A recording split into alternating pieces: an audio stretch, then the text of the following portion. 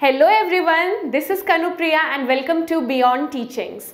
तो जो हमारा प्रीवियस क्लास था उसमें हमने क्लास 10th का चैप्टर नंबर 4 स्टार्ट कर दिया था, जो कि है कार्बन एंड इट्स कंपाउंड। तो आज के क्लास में हमारा जो सेकेंड पार्ट है उसी चैप्टर का वो हम डिस्कस करने वाले हैं। तो जो प्रीवियस क्लास था इसमें हमने 4 चीज़ों के बारे में मैंने बताया था कि डिस्कस करने वाले हैं, जो कि है जो आपका बॉन्डिंग इन कार्बन एटम, आपका है हाइड्रोजन एटम में, और देन है ऑक्सीजन और नाइट्रोजन एटम्स में हमने बॉन्डिंग के बारे में डिस्कस करने वाले थे हम। तो 2 जो है वो हमारा ऑलरेडी कंप्लीट हो चुका है, जो कि है bonding in carbon atom and bonding in hydrogen atom, जो कि फर्स्ट क्लास में हमने डिस्कस किया था। तो आज के क्लास में हम लोग जो 3rd और 4th है bonding in oxygen atom and bonding in nitrogen atom के बारे में डिस्कस करेंगे हम लोग। तो मैं पहले क्विकली थोड़ा सा रिकॉल कर लेते हैं प्रीवियस क्लास की बातों को। तो प्रीवियस क्लास में हमने डिस्कस किया था, हमने इस बारे में बात किया था कि जो आयनिक कंपाउंड्स होते हैं उसमें क्या होता है, 2 जो अलग अलग मेटल, एक मेटल और एक नॉन मेटल है, 2 एलिमेंट्स है, वो क्या करते हैं, एक क्या करता है डोनेट करता है अपने इलेक्ट्रॉन्स को, और दूसरा जिसको ज़रूरत है उस इलेक्ट्रॉन का वो उसको क्या करता है, गेन कर लेता है, उससे ले लेता है। इससे क्या होता है, दोनों ही एलिमेंट जो है वो क्या करते हैं, ऑक्टेट फॉर्म करते हैं, यानी उनके जो आउटर ऑर्बिटल है, यहाँ पे अगर एक एलिमेंट है ए जिसका आउटर जो ऑर्बिटल है उसमें 8 इलेक्ट्रॉन्स आपके हो जाए, ताकि 8 हो या तो 2 हो, जो कि उसका नियरेस्ट नोबल गैस कॉन्फ़िगरेशन को वो सेटिस्फाई करे, ऑक्टेट बना दे। ठीक है, इससे जो है एलिमेंट क्या होता है, स्टेबल हो जाता है।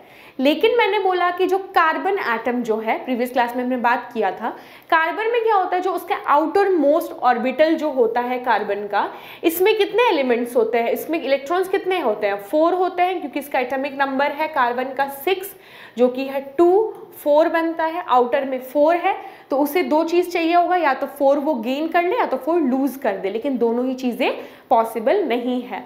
4 वो ले नहीं सकता क्योंकि वो उसको होल्ड नहीं कर सकता, और 4 वो गिव नहीं कर सकता है क्योंकि बहुत ज़्यादा एनर्जी की ज़रूरत है। तो वो क्या करता है, एक और कार्बन एटम के साथ वो जिसके पास 4 इलेक्ट्रॉन हो उसके साथ शेयरिंग कर लेता है। ठीक है, तो इसी जो शेयरिंग ऑफ इलेक्ट्रॉन्स का जो पूरा प्रोसेस होता है इसको हम लोग कोवेलेंट बॉन्डिंग बोलते हैं। ये चीज़ हमने प्रीवियस क्लास में डिस्कस की है। तो आज के हमारे क्लास में हम लोग डिस्कस करेंगे कि ऑक्सीजन में और नाइट्रोजन में ये जो आपका कोवेलेंट बॉन्डिंग है वो किस तरह से होता है। तो चलिए क्लास को स्टार्ट करते हैं और देखते हैं क्या हम लोगों को डिस्कस करना है। तो ये है हमारा bonding in carbon, bonding in oxygen atom. तो ये चीज़ हम लोग डिस्कस करने वाले हैं। तो सबसे पहले देख लेते हैं क्या है, the atomic number of oxygen is 8। तो ऑक्सीजन जो एटम है उसके क्या है, उसका एटॉमिक नंबर 8 है, यानी ये हो जाएगा 2 और 6। फर्स्ट ऑर्बिटल यानी जो k ऑर्बिटल होगा उसमें 2 इलेक्ट्रॉन्स होंगे, और जो आउटर मोस्ट ऑर्बिटल है उसका उसमें 6 इलेक्ट्रॉन्स होंगे। Oxygen has 6 electrons in it's L और शेल। तो ये जो ऑक्सीजन है इसका K शेल, ये है L शेल। ठीक है, K में कितना है, 2 है, और जो L है उसमें होगा आपका 6 इलेक्ट्रॉन्स। क्लियर, इस तरह से उसमें आपका जो उसका शेल में डिफरेंट शेल्स में इलेक्ट्रॉन्स को डिस्ट्रीब्यूट किया गया है। देन क्या बोल रहे हैं यहाँ पे, it's require 2 more electrons to complete its octet. Obvious सी बात है, आउटर मोस्ट ऑर्बिटल में ऑक्सीजन के पास कितने इलेक्ट्रॉन्स है, 6 इलेक्ट्रॉन्स है, उसे और 2 चाहिए जिससे कि वो ऑक्टेट फॉर्म करके स्टेबल कंपाउंड स्टेबल एलिमेंट बन सकता है। क्लियर, उसको कितने चाहिए, 2 इलेक्ट्रॉन्स चाहिए। 2 इलेक्ट्रॉन्स कहाँ से मिलेंगे, so each atom of oxygen shares 2 electrons with another atom of oxygen to form O2। ठीक है, देखिए यही चीज ये डायग्राम में आपका शो हो रहा है। अब इसमें देख सकते हैं कि 2 ऑक्सीजन है।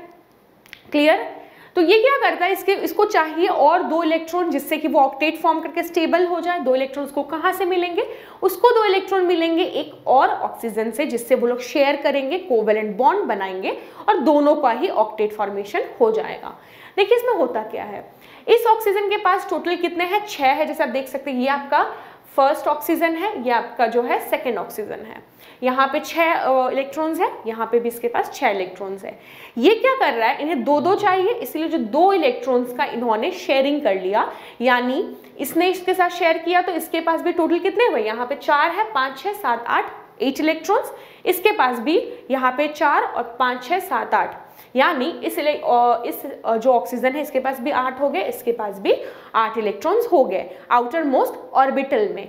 तो ये क्या हो जाएगा आपका, ये करने के बाद वो क्या हो जाएगा, ये ऑक्टेट फॉर्म करेगा, ऑक्टेट फॉर्म करेगा, जिससे कि वो क्या बन जाएगा, वो बन जाएगा स्टेबल, स्टेबल कॉन्फ़िगरेशन उसे मिल गया। अब जैसा कि हम जानते हैं कि जो ऑक्सीजन है वो भी हमेशा O2 के फॉर्म में होता है या ऑक्सीजन मॉलिक्यूल होता है। कभी भी आपने देखा होगा जो डिफरेंट हमने रिएक्शंस किए थे, जैसे कि अगर मैं एक एग्जांपल दूं तो carbon plus oxygen gives carbon dioxide. Clear? यहाँ पे क्या हो रहा है आप देख सकते हैं, ये कार्बन जो है, ये कोयला अगर होगा, कार्बन कोयला को अगर हम लोग क्या करेंगे, बर्न करेंगे एटमॉस्फेरिक ऑक्सीजन के प्रेजेंस में। हम अगर ऑक्सीजन के प्रेजेंस में उसको, ऑब्वियस सी बात है कोई भी चीज ऑक्सीजन के प्रेजेंस में ही बर्न होती है, बिना ऑक्सीजन के बर्न हो नहीं सकता कोई भी चीज। तो अगर कार्बन ऑक्सीजन के प्रेजेंस में बर्न हो रहा है तो वो कार्बन डाइऑक्साइड फॉर्म कर रहा है। इसमें भी आप देख सकते हैं कि O नहीं वहां पे हम ऐड कर रहे हैं, जो आपका ऑक्सीजन है वो हमेशा O2 के मॉलिक्यूलर फॉर्म में ही होता है।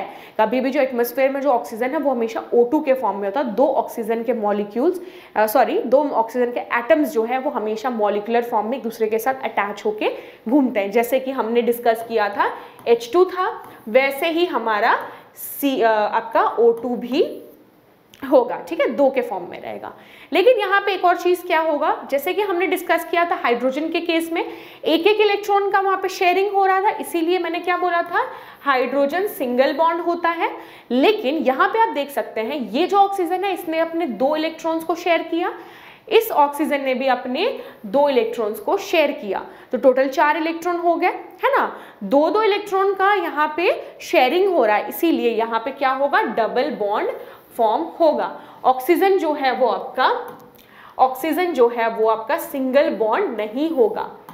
क्लियर? ऑक्सीजन हमेशा डबल बॉन्ड होगा, क्योंकि डबल बॉन्ड इसीलिए होगा क्योंकि यहाँ पे 2 इलेक्ट्रॉन्स का आपका क्या हो रहा है, शेयरिंग हो रहा है। हाइड्रोजन में 1 हो रहा था, इसका सिंगल बॉन्ड था, यहाँ पे 2 हो रहे हैं, इसीलिए डबल बॉन्ड है। क्लियर? ऑक्सीजन मॉलिक्यूल्स में कौन सा बॉन्ड होगा, डबल बॉन्ड होगा, और हाइड्रोजन मॉलिक्यूल में जो बॉन्डिंग होगी वो सिंगल बॉन्डिंग होगी। क्लियर है ये चीज? ये है आपका ऑक्सीजन का पूरा, ऑक्सीजन की जो कोवलेंट बॉन्डिंग होती है वो किस तरह से होती है। यहाँ पे देख लेते हैं, वही चीज बोल रहा है, formation of double bond takes place as 2 electrons were shared between the atoms. Atoms के बीच में 2 इलेक्ट्रॉन का शेयरिंग होता है, इसीलिए यहाँ पे डबल बॉन्ड हो रहा है। क्लियर? ये हो गया आपका ऑक्सीजन के बारे में। जो लास्ट और जो 4th था हमारा, जो था नाइट्रोजन, उसके बारे में हम लोग देख लेते हैं कि वहां पे किस तरह की बॉन्डिंग होती है। So this is bonding in nitrogen atom. Nitrogen में किस तरह की बॉन्डिंग होती है। तो सबसे पहला पॉइंट बोल रहा है the atomic number of nitrogen is 7। Nitrogen का एटॉमिक नंबर क्या है, 7 है। ये है आपका नाइट्रोजन 7 है, यानी कि फर्स्ट सेल में 2 होंगे, दूसरे शेल में कितने होंगे, बाकी बचे 5। तो जो सेकेंड शेल है, यानी कि जो के के बाद जो एल शेल है, के शेल में ये आपका 2 है, एल शेल में आपके कितने हो जाएंगे, 5 आपके इलेक्ट्रॉन्स हैं। उसे ऑक्टेट फॉर्म करने के लिए कितने इलेक्ट्रॉन्स की जरूरत है, उसे जरूरत है, nitrogen has 5 electrons in its L shell. जैसे कि मैंने बोला एल शेल में 5 इलेक्ट्रॉन्स है।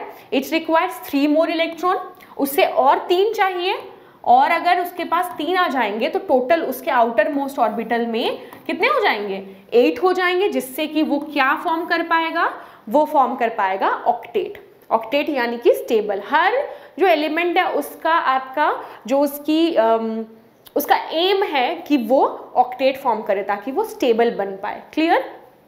ये ऑक्टेट फॉर्म करने के 3 चाहिए इसको। So 2 nitrogen atoms share their electrons to form a molecule of nitrogen that is N2।